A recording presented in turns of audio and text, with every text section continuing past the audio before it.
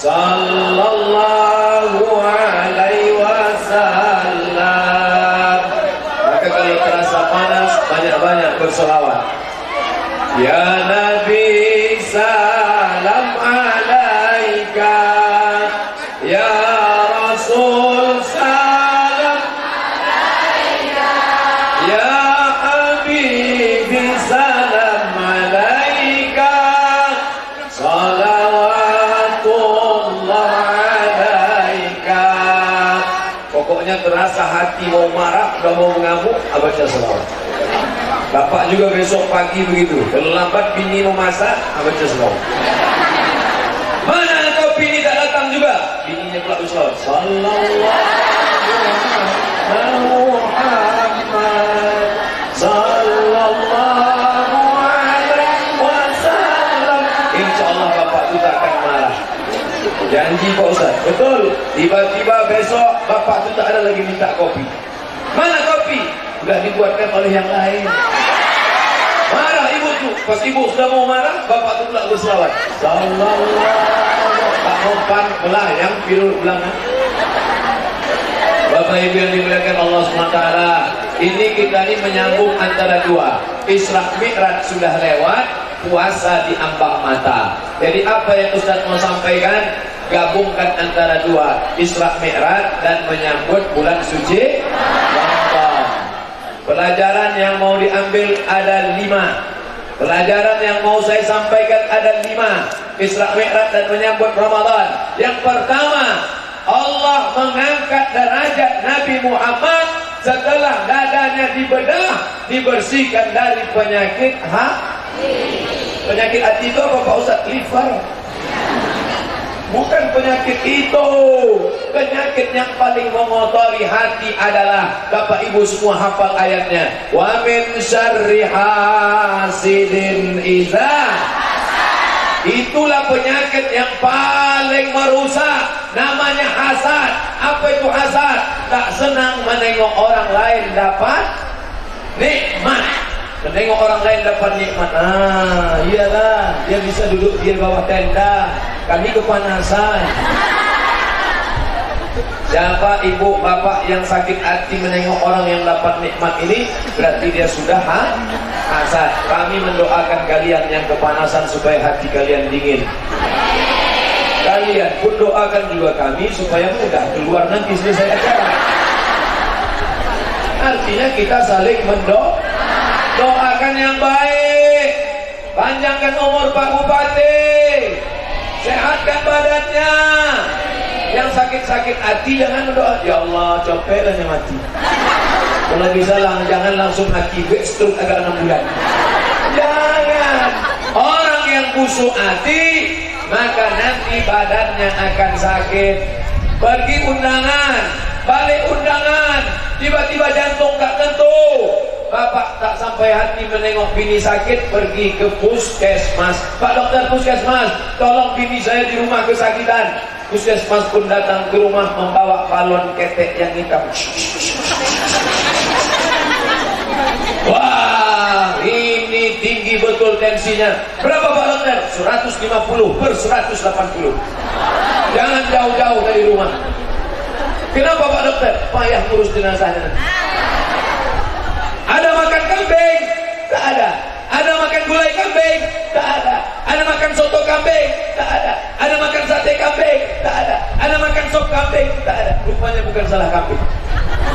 Kenapa darah bisa naik? Tadi waktu undangan nampak kawan pakai gelang emas besar. Kawan yang pakai gelang emas ini pun menunjukkan pula beda-beda jam berapa ya? Jam berapa? Datang. Sudah tahu kawan sakit hati, yang menengok pun tak tahan. Asal apa? Mau balik datang. Akhirnya sampai ke rumah pening. Padahal gelang emas itu pun imitasi, dibeli pasar bawah. Di pasar bawah berserak-serak. Oleh sebab itu ibu-ibu, bapak-bapak, jangan pakai gelang emas besar. Kenapa? Karena nanti akan menjaga hati orang dan dan satu lagi merusak. Ingat, bapak-bapak kepolisian susah mau menangkap perampokan nanti. Kejahatan terjadi bukan hanya karena ada niat dari pelakunya, tapi juga karena ada kesempatan. Waspada. Bapak Ibu yang dimuliakan Allah Subhanahu wa taala. Ustaz, hati saya sakit betul menengok dia. Kenapa? Rumahnya baru. Ustaz, hati saya marah betul sama dia. Kenapa? Mobilnya baru. Tapi yang paling saya tak tahan hati nengok dia, Pak Ustaz. Kenapa? Bininya baru. Ibu janganlah marah. Bininya baru karena yang lama meninggal. Ibu mau marah-marah aja. Udahlah awak datang dari jauh-jauh.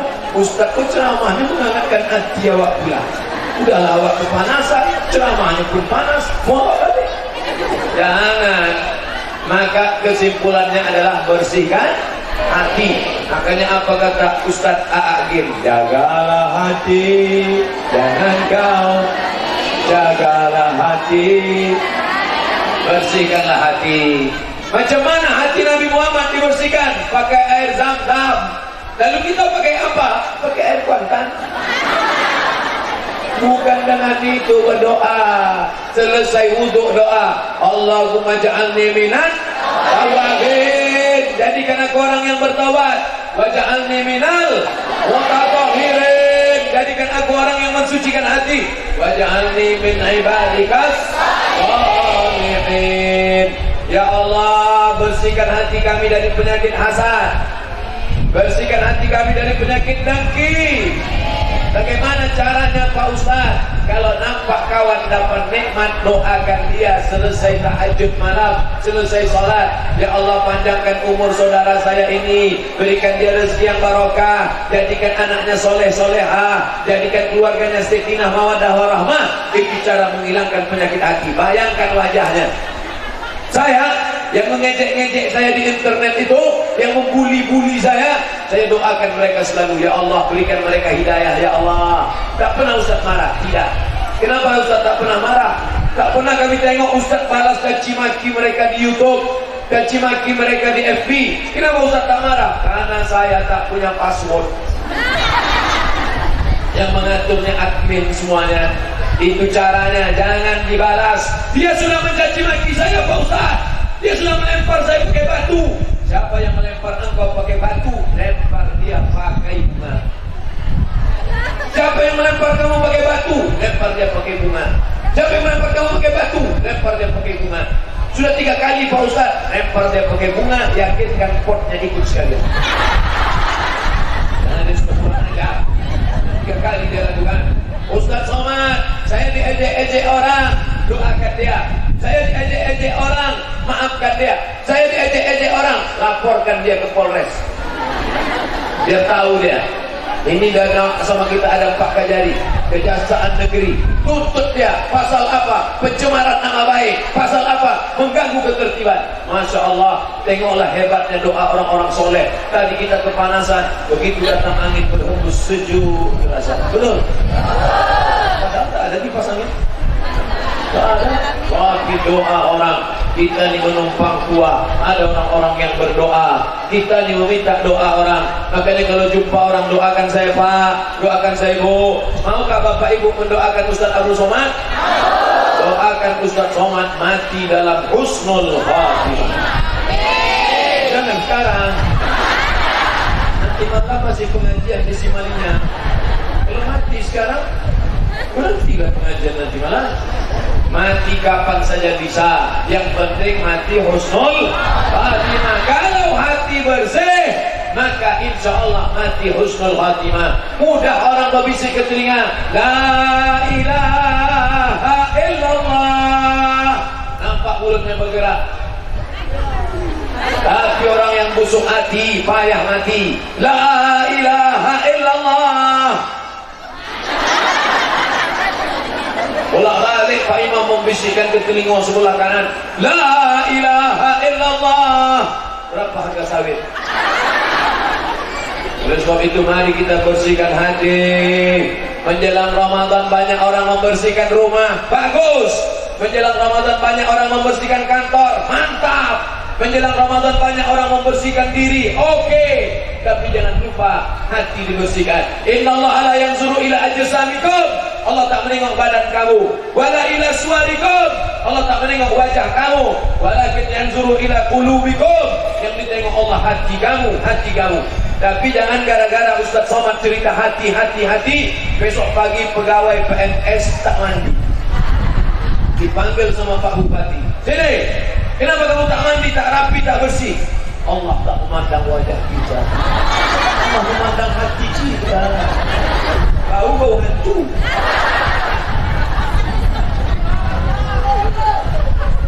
Nah, sekarang kita pindah pula ke sana.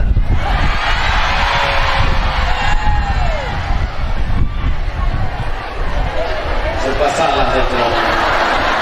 Jangan buat lagi saya sepertinya kedatangnya. Kita viralkan video. Hidup kamera ini kan. Kepada seluruh panitia yang mengundang pengajian se-Indonesia, buatlah pengajian arah jamaah hanya satu saja. Jangan sampai keliling payah saya berputar-putar. Like and share.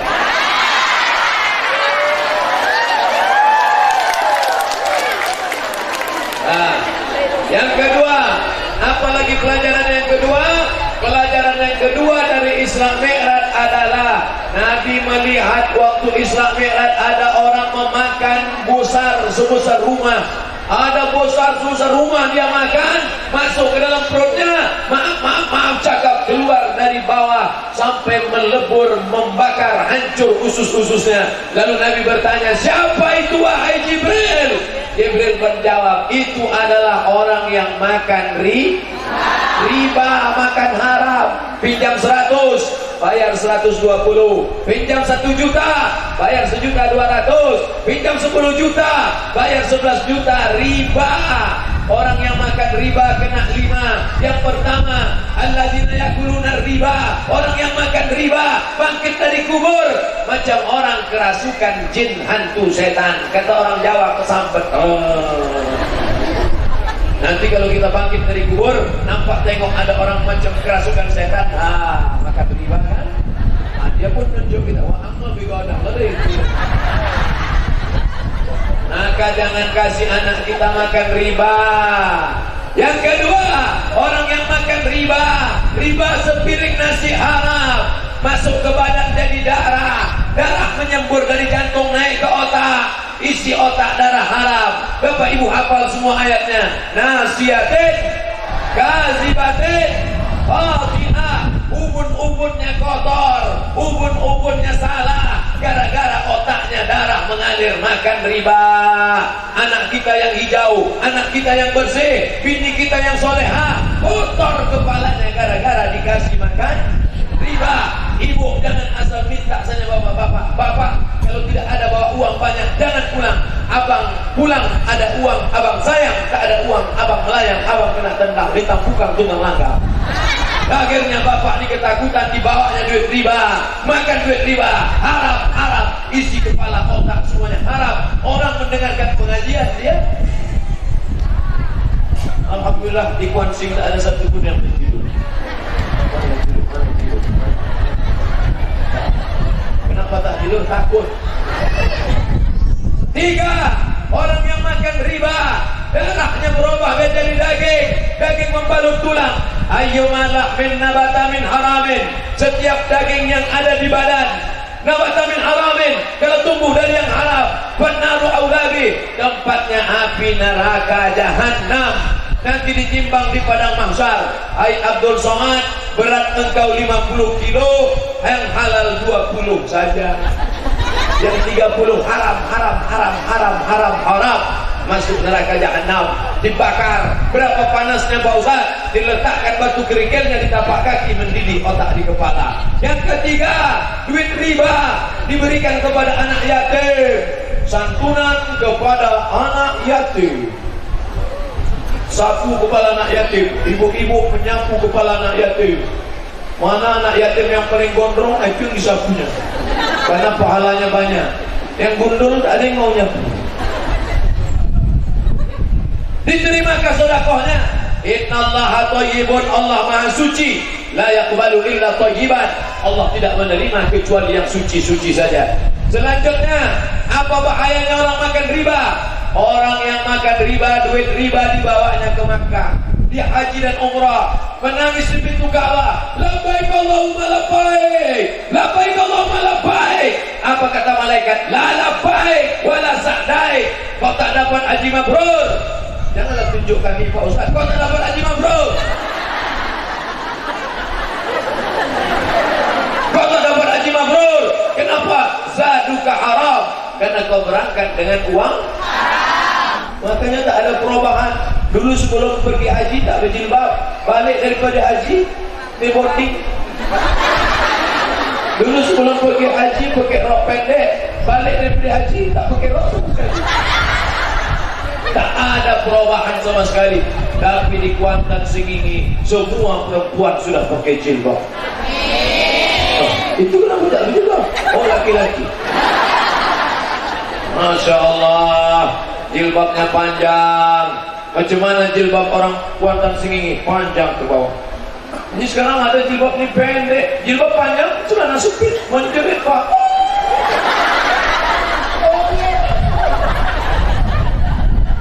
Jangan pakai celana sempit, karena kalau pakai celana sempit ke masjid, banyak bapak-bapak masuk parit gara-gara nengok ini. Jangan ya. Jangan pakai celana sempit, karena kalau pakai celana sempit peredaran darah tidak normal. Dokter sudah ngasih tahu jangan pakai celana sempit, jangan pakai celana legging. Tapi orang tak peduli, biar sempit asal gaya. Celana sempit itu di Amerika dipakai di ruang tertutup senam aerobik. Sampai awak dipakai di pasar pagi Arengka. Banyak tukang ayam salah potong. Dipotong kaki ayam, orang leher ayam. Alhamdulillah di Kuantan Sengingi tak ada lagi orang pakai celana sempit. Ibu kemarin celana sempitnya mana? Udah mau sedekah kan Pak Ustaz? Mengalirlah dosanya. Celana sempit itu digunting untuk lap tangan, digunting untuk lap kompor, atau hanyutkan ke sungai, dipakai putri duyung. Bapak Ibu yang dimuliakan Allah Subhanahu wa taala, jangan pakai celana jin. Kenapa tak pakai celana jin? Banyak anak gadis diganggu jin. Waktu ditanya, "Kenapa kamu mengganggu hai jin?" Apa kata jin? Karena celana kami dipakainya. Alhamdulillah di Kuantan Sengingi tak ada lagi orang pakai celana jin. Laki-laki pakai celana jin silakan. Ustaz Somad kenapa tak pakai celana jin? Iya juga ya. Ini hadiah dari Kuantan Sengingi. Bajunya batik, celananya lembut. Kalau dikasih tadi celana jin, kamu pakai. Kalau jinnya koyak di sini, oh tidak. Nampak lutut, udah hitam kuku di sebelah. Bapak Ibu yang dimuliakan Allah Subhanahu wa taala, kenapa orang mau pakai pakaian sempit? Karena otaknya kotor. Siapa yang mengotorinya? Karena makanan haram. Akhirnya setan masuk ke otak. Allazi waswisu fi sudur. Sudur artinya dada, bukan sendok. Allazi waswisu fi sudurin nas. Sudur, dada. Karena di dada itu jantung. Letak jantung itu di dada sebelah kiri. Coba rasakan dia berdegup dan berdetak. Dia berasa? Masih berdegup kan? Kalau tidak, kasih tahu. Dan kami laksanakan 4.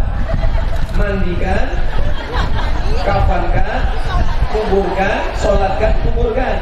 Nah, angkat tangan.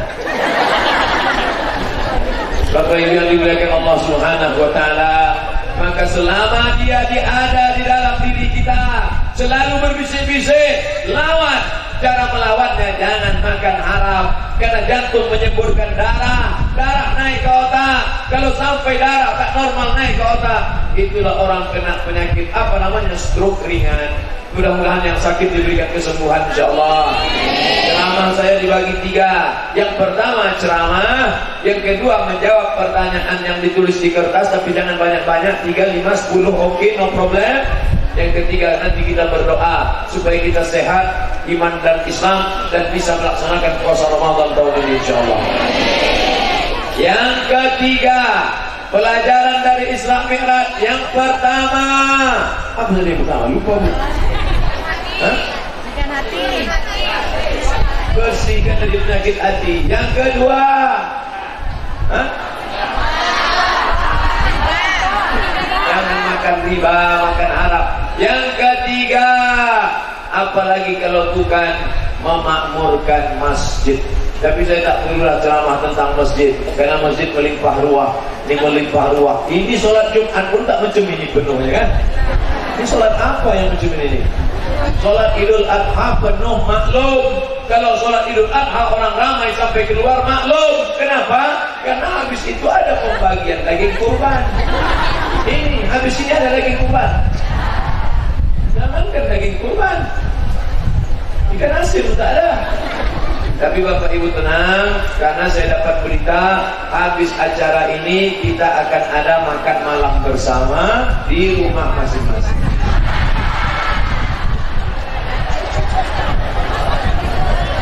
Bapak Ibu yang dimuliakan Allah Subhanahu wa taala, yang di dekat rumahnya ada masjid, ramaikan sholat berjamaah. Laki-laki yang soleh, sholatnya di masjid. Laki-laki yang soleh, sholatnya di masjid. Laki-laki yang sholat di rumah, laki-laki soleha. Tengoklah hari ini orang Kuantan Sengingi, polisi sholat ke masjid, tentara datang ke masjid, kejaksaan datang ke masjid, anggota DPR datang ke masjid. Sekarang ini sedang musimnya orang rajin ke masjid. Kenapa? Musim pilkada, musim caleg. Nanti caleg-caleg datang ke masjid membawa 2 gulung karpet. Tolong pilih saya. Nanti kalau saya menang, saya akan tambah lagi. Ini DP-nya. Tapi kalau saya kalah, ini saya jemput balik. Pandanglah dia memang dari dulu ke masjid. Sebelum jadi bupati memang sudah ke masjid. Sebelum jadi bupati memang sudah jadi pengurus LPTQ, lembaga pengembangan tilawatul Quran. Tak ada beda sebelum sama sesudah, sama-sama datang ke masjid. Allahu Akbar. Kenapa Ustaz bertakbir?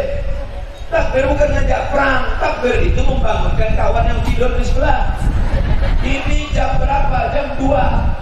Jam 2 ini jam genting. Apa kata pepatah Melayu? Kalau urat perut tegang, pondok urat matuk. Perut udah diisi tadi, maka mata mulai kendor. Itu maka takbir. Kalau nampak kawan sebelah ngantuk, takbir. Allahu Akbar. Kita nih harus berpikir, jangan cuma jadi ustaz saja. Maka ustaz jangan ceramah aja. Ustaz mesti merasakan bagaimana jadi jamaah. Ternyata jadi jamaah jauh lebih berat daripada jadi ustaz. Kalau ustaz cuma ceramah, tapi ketika jadi jamaah baru saya sadarkan waktu terlambat datang khutbah Jumat. Terlambat aku datang khutbah Jumat, akhirnya duduk di bawah mendengar khutbah khatib. Orangnya minta ampun. Sejak itulah saya pendekkan khutbah, tak banyak-banyak. Dan kalau saya sedang khutbah, nampak saya ada orang mengantuk di bawah, itu yang paling kuat takbir saya.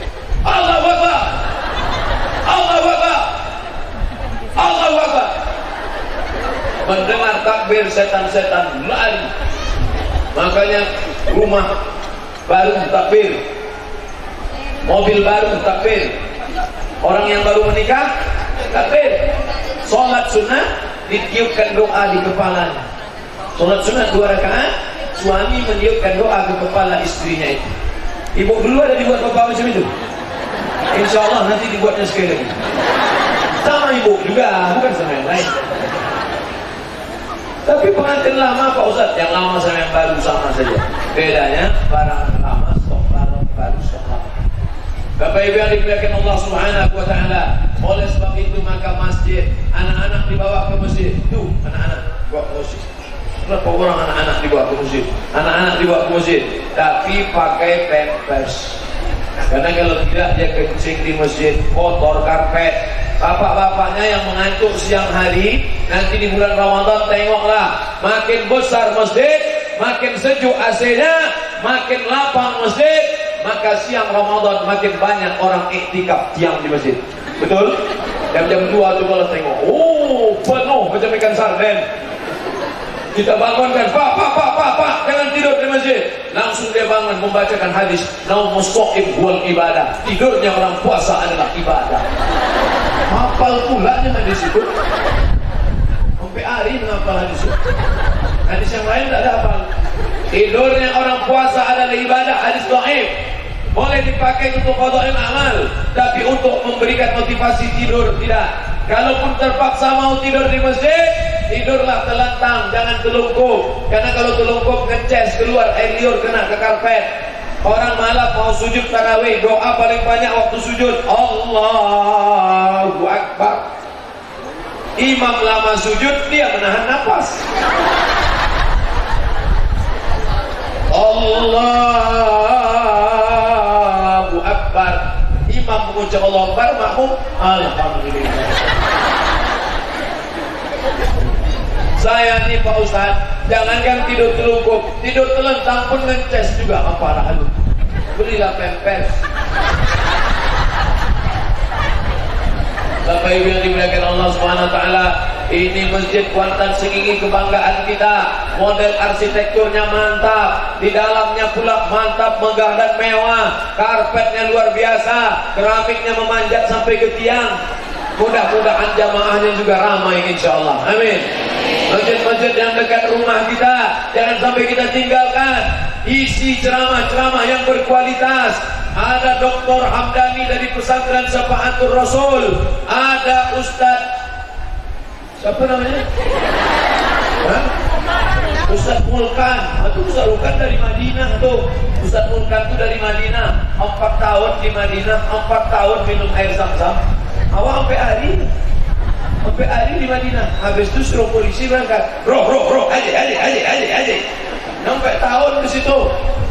Makan di Madinah, tidur di Madinah, makan di Madinah, jalan-jalan di Madinah, mengigaunya pun pakai bahasa Arab.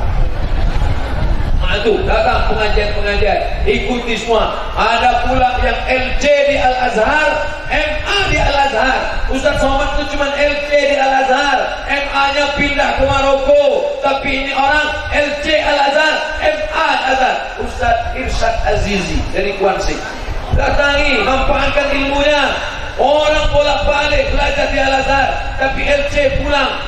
LC lagi cemas. Dia LC Azhar, MA Azhar, kepalanya isinya hadis-hadis Nabi. Belajar sama dia, undang ke masjid-masjidnya, ramaikan majelis ta'lim.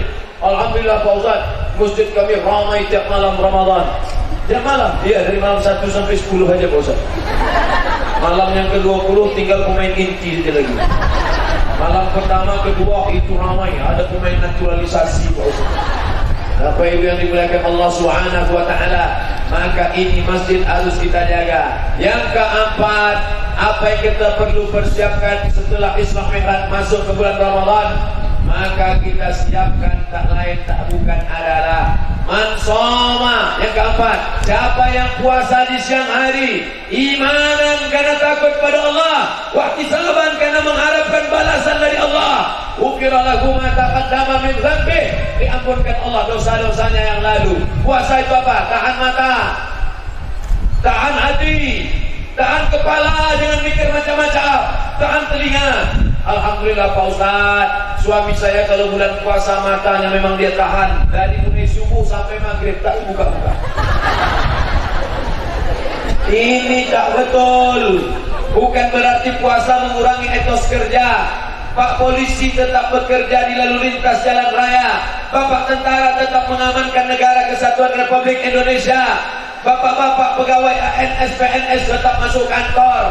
Tidak ada keringanan. Tetap bekerja, tetap beraktivitas. Ustaz Somad tetap ceramah. Tapi kita tetap menjaga. Masuk ke kamar mandi, kunci pintu, minum agak 2 teguk air. Ada orang tahu? Tidak ada. Jangankan 1 teguk, masukkan kepala, minum setengah bak. Habis minum, pas mau keluar, keringkan bibir. Setelah kering, keringkan kepala. Buat dia yang mau mati. Padahal perut kenyang. Ada orang tahu, tak tahu, tapi dia maha tahu. Siapa dia? La ta'khuzuhu sinatun wala naum. Itulah makna puasa. Ada makan, taat. Datang kawan, ini yang muda-muda nih, banyak godaannya. Datang kawan ngajak, bro, ayo kita makan soto Medan. Tidak, haram. Aku sedang puasa. Sekali ini aja, nanti kita ganti. Tidak, sekali tidak. Aku yang bayar. Ayo. Sekali haram, tetap haram. Jangan ada. Ini orang mudah saja membatalkan puasa. Man mata, siapa yang mati. Wa alaihi syamun, punya utang puasa. Suman waliyuhu, ahli warisnya wajib melaksanakan puasa penggantinya. Ibu, kemarin berapa kali puasa ibu tinggal? Berapa kali kemarin puasa ibu tinggal? Ramadan kemarin 7 hari tinggal. Sudah diganti apa belum? Alhamdulillah. Padahal belum. Udah belum ganti. Man mata, siapa yang mati? Janganlah tunjuk kami puasa. Siapa yang mati? Wa alaihi syamun, punya utang puasa.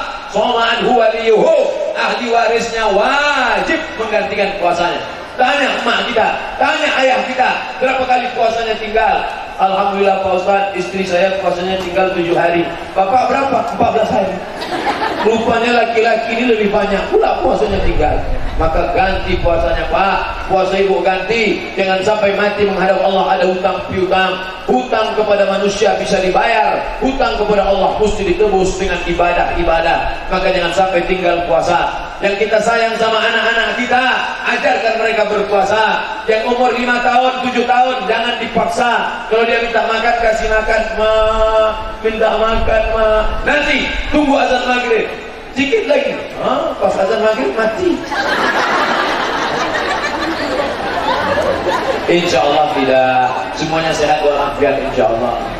Ustaz Somad, ada tak tinggal puasa dulu? Ada. Saya kan lahir tak langsung jadi ustaz. Waktu sekolah dulu datang kawan bawa soto, mama ayo makan yuk, ayo.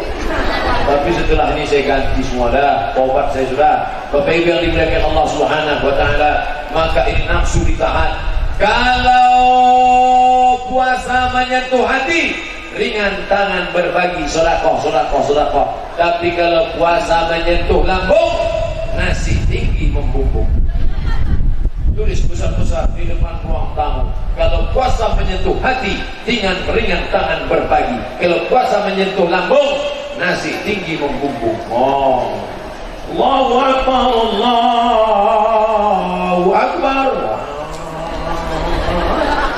Tak selesai maghrib bang? Jangan tak ambil lagi. Apa guna puasa tadi? Puasa itu menahan makan, menahan nafsu, menahan telinga. Mata tak boleh memandang yang tidak-tidak, tak boleh duduk di tepi jalan. Nampak orang besar pakai baju kekecilan, orang kecil pakai baju kebesaran. Otomatis mata memandang, mau ditundukkan, nafsu menyuruh, mau dipandang, puasa rusak. Datang pula orang menelpon, kabarnya si anu begini. Jangan bicara aib orang lain, kita sedang puasa. Jangan telepon saya, kita sedang puasa. Stop, jangan bicara. Terus gimana? Kita lanjutkan di WA aja. Sama aja. Mulut tak bicara, tapi tangan bicara. Semua akan diminta tanggung jawab di hadapan Allah. Inna sam'a, pendengaran, wal basar, penglihatan, wal fuad, hati dan pikiran. Kullu ulaika kana anhu mas'ula. Semua akan disoal, semua akan ditanya, semua akan diminta tanggung jawab di hadapan Allah Subhanahu wa taala. Siapa yang bisa menolong kita di hadapan Allah? Anak lari. Yauma yafirrul mar'u min akhi, saudara kandung lari. Wa ummihi, ibu kandung lari. Wa abi, ayah kandung lari. Wa sahibatihi, istri lari. Wa bani, anak lari. Kau akan datang menghadap Allah sendirian. Yang akan menolong engkau hanya iman dan amal soleh, bukan somat. Amal soleh. Illal ladzina amanu wa amilus shalihat. Sudah berapa saya sampaikan? 4. Yang terakhir yang kelima. Tadi saya mulai ceramah jam 1:30. Sekarang jam 2:30 kurang 10 menit. Berarti saya sudah ceramah 50 menit. Di mana-mana saya ceramah 60 menit. Setelah itu dilanjutkan menjawab pertanyaan. Setelah itu baru kita baca doa. Yang tak tahan kepanasan silakan pulang. Tapi jalan pulang tak nampak. Melangkahi bahu orang tak bisa. Oleh sebab itu nunduk aja dah. Ya Allah, capek lah Ustaz berceramah. Yang terakhir yang kelima, apa hikmah dari puasa? Supaya malamnya membiasakan diri sholat tahajud. Ustaz itu berceramah aja tahajud. Jangan-jangan dia tak tahajud. Tadi malam Ustaz tidur di mana? Peranap. Di Peranap di mana? Tak tahu rumah siapa. Yang jelas rumah saudara kita orang beriman dekat tanah lapang. Tidur karena capek dari Lalak, lalu terbangun jam 4. Jam 4? Jam 4 masih bisa tahajud? Bisa. Mandi, bagus mandi malam. Katanya mandi malam rematik sakit tulang. Mandi yang sakit tulang itu dari azan maghrib ke jam 12. Ada pun jam 2, jam 3, jam 4 bagus mandi malam. Bapak-bapak yang payah mandi, siram dia pakai air tanah. Bagus mandi malam supaya sehat. Habis itu sholat yang paling bagus, sholat wudu. Usolli sunnatal wudu raka'ataini lillahi ta'ala. Aku sholat sunat wudu 2 rakaat. Yang bagus lagi setelah sholat sunat wudu, sholat sunat taubat. Usolli sunnatat taubat. Habis sholat sunat taubat, sholat sunat hajat. Hajatnya apa? Hajatnya yang anaknya kuliah supaya cepat sarjana, insyaallah, amin. Usolli sunatal hajat. Yang sudah sarjana supaya cepat dapat kerja, insyaallah, amin. Yang sudah kerja supaya bisa menikah, amin. Yang sudah menikah supaya anaknya soleh dan solihah, amin. Nah, sebutkan usolli sunatal hajat. Hajatnya dalam hati aja. Usolli sunatal hajat. Allahu akbar. Ayatnya terserah. Ghairil maghdubi alaihim waladdallin.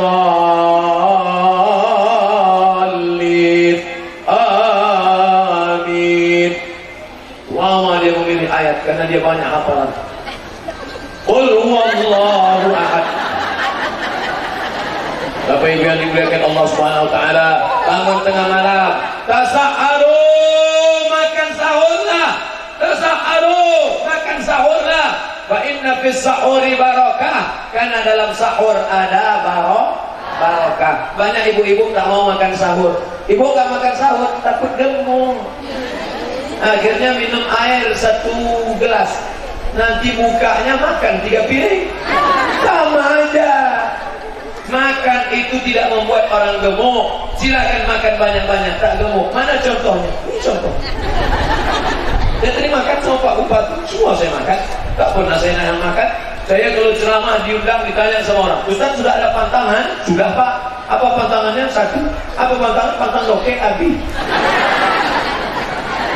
Apa yang dimuliakan Allah Subhanahu wa taala, yang salah itu bukan makanannya, yang salah itu adalah pola makannya. Makan tak apa-apa, kulu, makanlah, wasrabu, minumlah, wala tusrifu, jangan berlebih-lebih. Ini makan sampai 4 kali tambung. Ini ususnya berapa kilometer? Induk dari segala penyakit adalah makanan. Maka berpikir sedikit, makan banyak, pikir sedikit. Sikit-sikit tidur, sikit-sikit tidur. Nabi itu tidurnya sedikit, umatnya sedikit tidur. Nabi Muhammad itu makannya sedikit, umatnya sikit-sikit makan. Sikit-sikit makan. Menjelang sholat tarawih ke tarawih pun sempatnya makan. Subhana malikal ma'bud, subhana malikal mawjud. Bapak Ibu yang dimuliakan Allah Subhanahu wa taala, yang kelima adalah mengendalikan hawa nafsu dengan tetap ibadah di waktu malam. Itulah 5 yang dapat saya sampaikan. Nanti kalau ada orang bertanya, siapa yang ceramah di Masjid Kuansing tadi? Ustaz Somad. Apa yang dia sampaikan? Ada 5 hikmah Isra Mi'raj dan Ramadan. Apa yang 5 itu? Entah, aku minta ingat. Rekamannya ada insyaallah. Ini ada rekaman kamera 1, rekaman kamera 2, rekaman HP ada. Bapak pun ada juga pakai HP, bapak pun ada juga pakai HP. Ini ada lagi kamera. Oh, banyak kamera rumahnya. Nah ini tak ada. Yang di dalam ini tak ada yang punya kamera.